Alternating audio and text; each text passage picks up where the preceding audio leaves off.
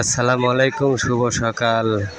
আজ মঙ্গলবার। এই যে দেখেন দর্শক ভাই রয়েছে যে ভাই ধানুয়াঘাটা ফরিদপুর পাবনার ধানুয়াঘাটার বিশাল বড় হাট।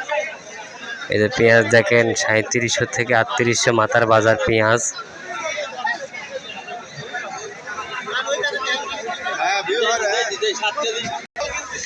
এই যে দেখেন রসুন 2200 থেকে 2400 2500 মাথার বাজার।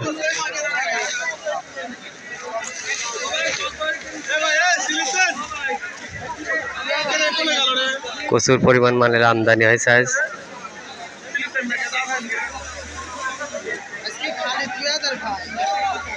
2223 নাকি?